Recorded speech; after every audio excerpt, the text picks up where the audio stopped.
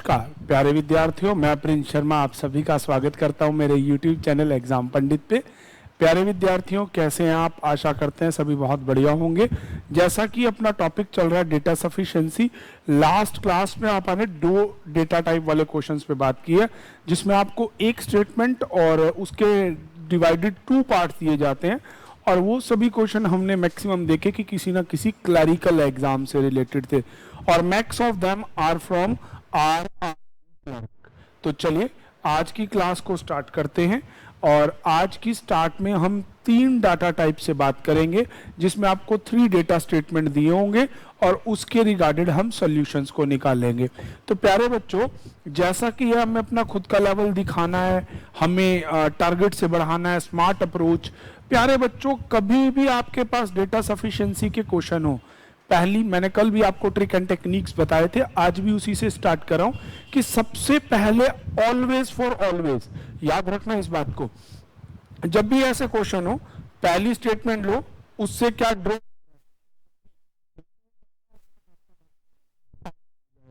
Hello, तो चलिए start करते हैं आज की क्लास। ये रहा क्वेश्चन आपकी स्क्रीन पे। अब जैसे है कि स्क्रीन पे आपके सामने पहला क्वेश्चन यहां देखिए, direction of the following question as the given question followed by the information you have to decide that statement is sufficient or to the take the answer, mark your answer accordingly the option।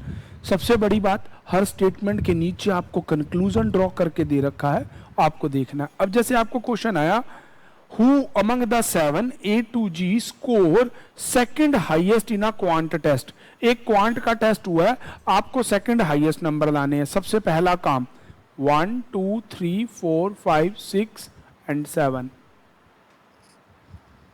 Done है, mark कर दिया आपने। Second, अब पहले among of them who is second highest, हमें ये seat निकालनी है। फर्स्ट इंफॉर्मेशन, ए स्कोर मोर देन ओनली सी। ए ने केवल सी से ज्यादा लिए हैं। अगर आपको कोई लाइन कही जाती है ए स्कोर मोर देन ओनली सी, तो मतलब ए के सी से ज्यादा है या बाकी सबसे कम, तो क्या इससे सेकंड हाईएस्ट मिला? नहीं मिला, अभी तक नहीं मिला। अगली बात, 2 student score more than G who score more than A and B. अब कहता है जी से दो स्टूडेंट ने ज्यादा नंबर लिए, और हु मतलब G score more than A and B, और उसने ए और बी से ज्यादा लिए। तो जी से दो लोगों ने ज्यादा लिए और जी ने बी और ए से भी ज्यादा लिए, तो बी इनमें से किसी सीट पे आ जाएगा। तो भी आप देखिएगा स्टेटमेंट में सेकंड हाईएस्ट पर्सन आपका डिफाइनिंग नहीं है। चलिए, तो नहीं है तो first statement is not sufficient to take the decision. अब आप सेकंड देखिए, सेकंड स्टेटमेंट कहता है E score less than D. E ने डी से कम नंबर लिए हैं। Who score more than B, जिसने बी से ज्यादा नंबर लिए हैं। अब क्या कहता है, E score less than D, E ने जो है वो डी से कम नंबर लिए हैं, और उसके बाद कहता है who score, D score more than B, और डी के नंबर ज्यादा हैं बी से। अगली इंफॉर्मेशन, इससे भी आपको कंफर्म नहीं होता। अगली इंफॉर्मेशन कहता है C score less than D. C score less than D, who doesn't the highest score। C score less than D, who doesn't score the highest। तो ये आपका हो गया स्टेटमेंट। अब जज करेंगे कि भाई कैसे आंसर आ सकता है। अगर मैं यहां देखता, या मुझे पता कि G ने 2 लोगों से ज्यादा लिए हैं, A और C के लिए ये कंफर्मेशन थी। B ने आपके जो D है, इसने आपके C से भी ज्यादा नंबर लिए हैं, E से भी, B से भी, तो D तो आ जाएगा यहां, ठीक है।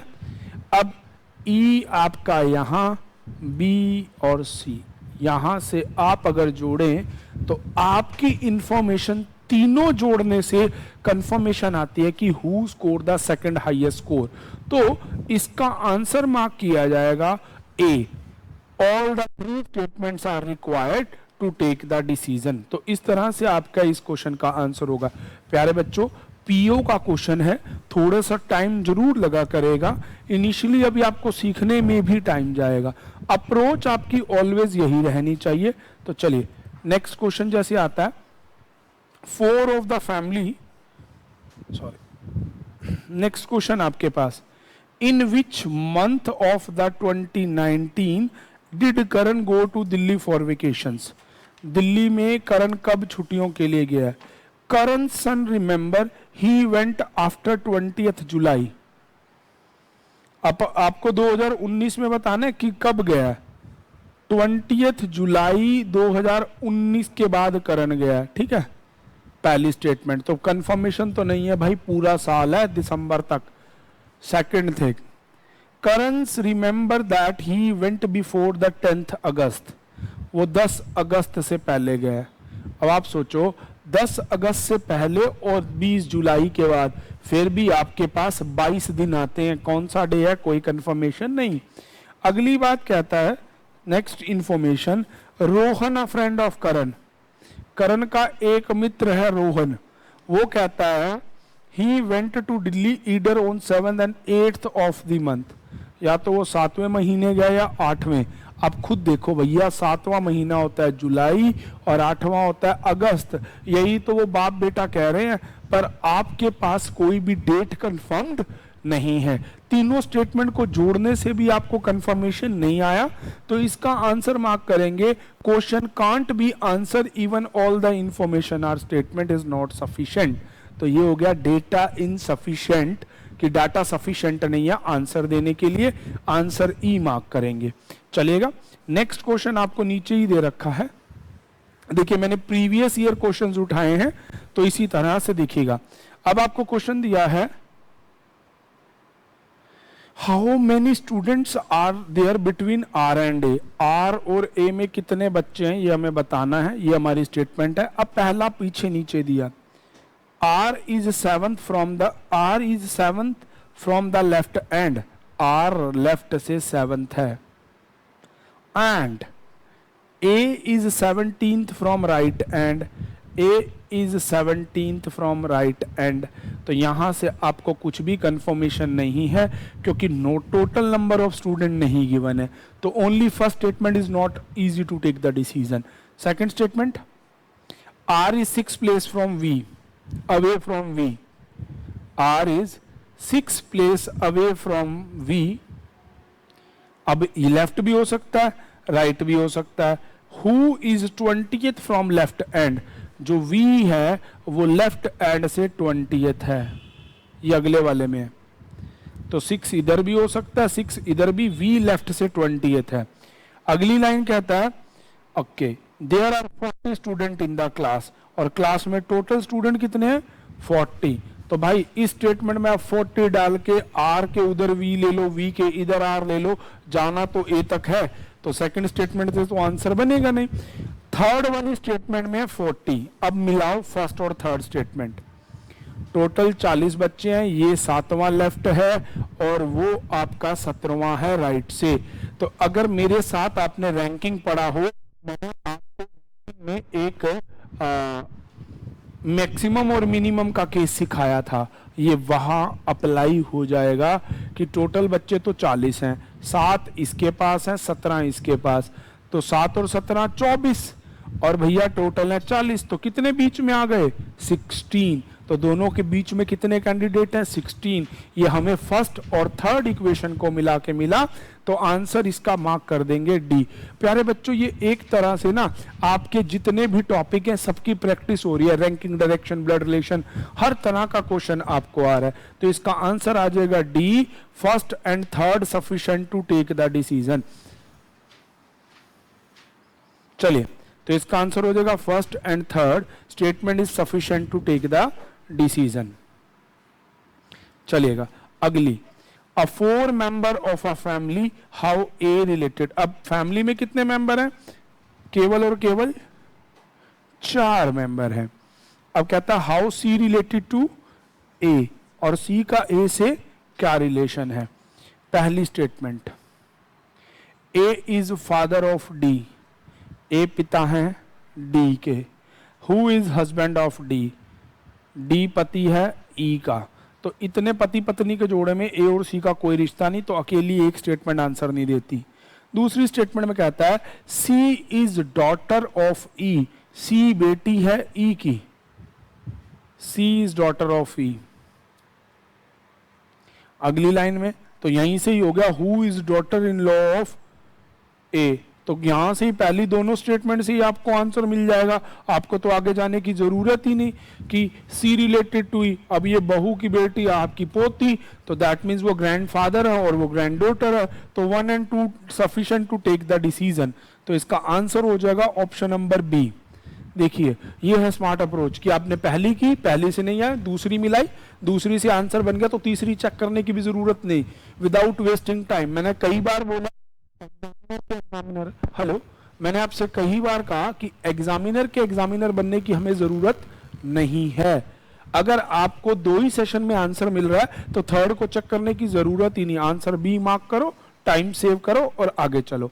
तो चलिए नेक्स्ट क्वेश्चन। नेक्स्ट क्वेश्चन में आपको कहता है there are 6 person sitting around a circular table, total 6 लोग हैं भाई। देखिए सिटिंग अरेंजमेंट भी आ गया, ऑल सेंटर। चलिए एक बार स्टेटमेंट को मैं थोड़ा सा ठीक लगा दूं।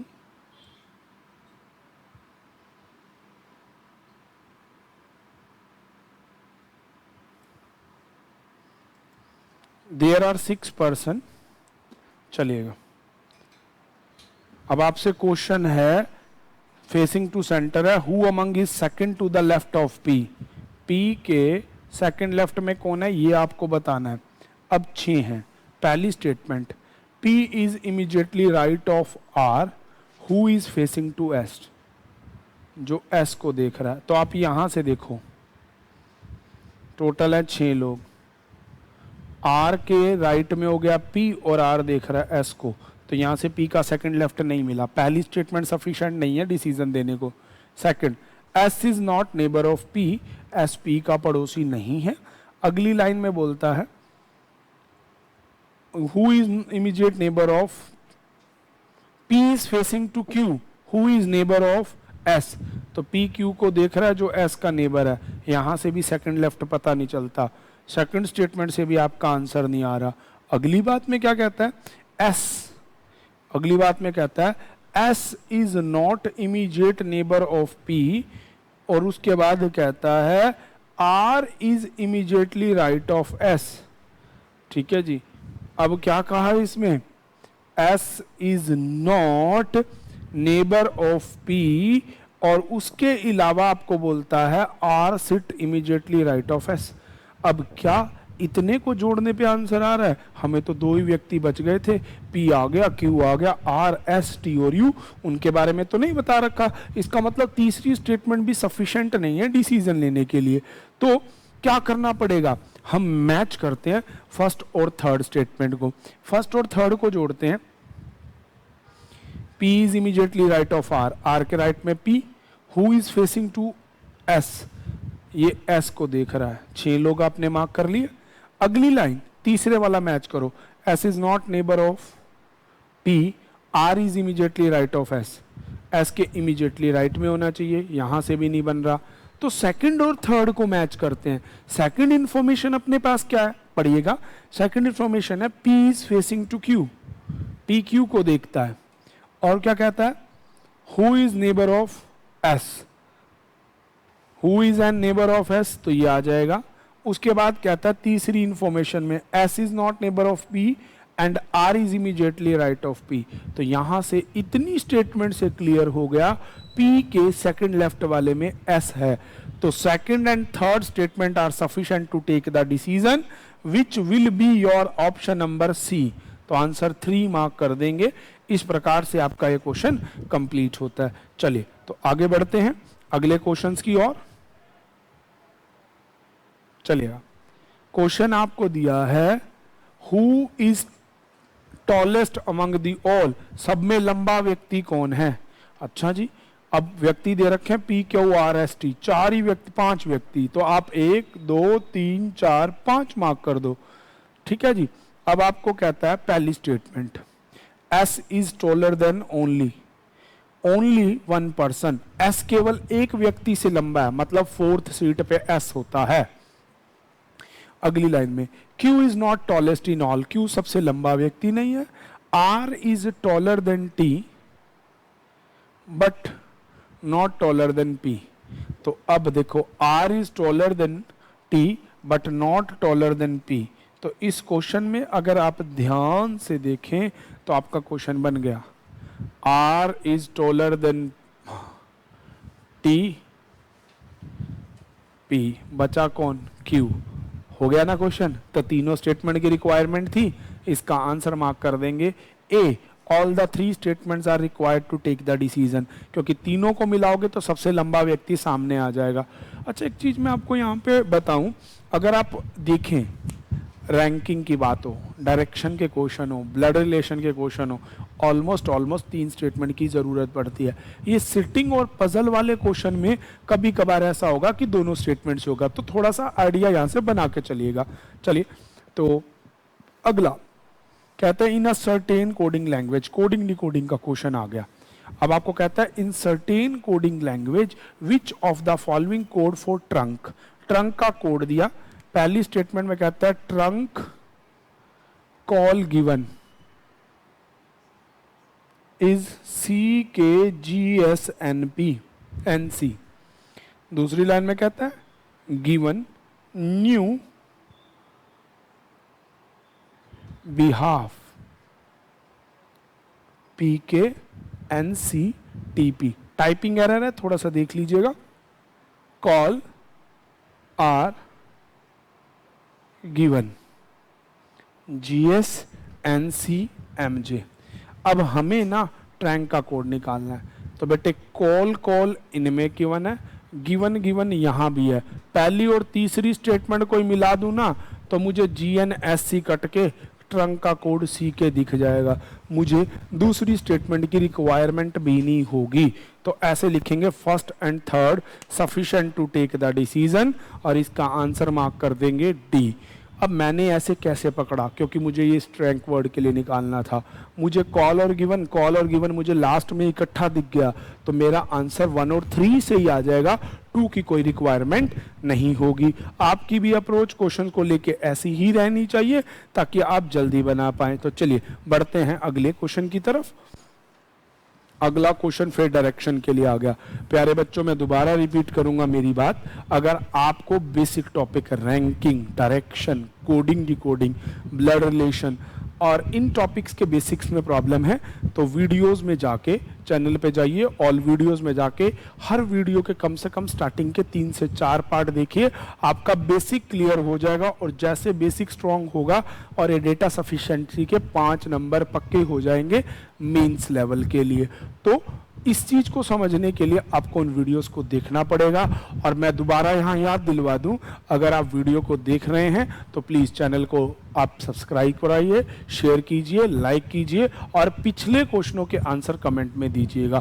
आज के लिए भी मैं एज अ होमवर्क आपको क्वेश्चन दूंगा। तो चलिए चलते हैं आज के नेक्स्ट क्वेश्चन की तरफ। In which direction, what is the direction of A with respect to B, A with respect to B, आपको ये क्वेश्चन है ना। अब कहता है A is in the north of C, C के नॉर्थ में है A. Who is in the south west of B, south west of B, तो बी का साउथ वेस्ट ये हो गया।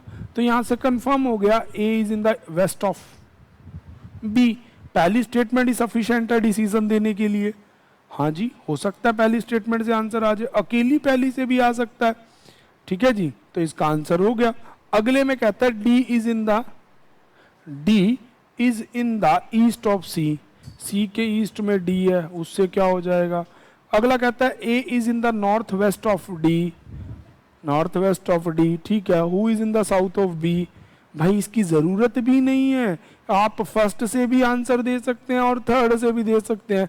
तो इसमें ईदर के अकॉर्डिंग आंसर होगा, और इसमें आंसर ये दिया जाएगा either 1 or 3 are sufficient to take the decision, कि 1 और 3 को मिला के आंसर अकेले अकेले भी दे सकते हैं।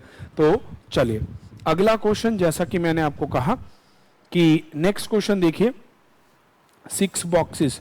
P to U placed one above the where is the bottom most is in the position 1, 2 and so on. तो चलिए अब आपको एक क्वेश्चन आया ना बॉटम मोस्ट वाला, तो ये आ गया आपका, कौन से क्वेश्चन आ गए भाई बताइए? ये आ गया आपका बॉक्स बेस्ड क्वेश्चन।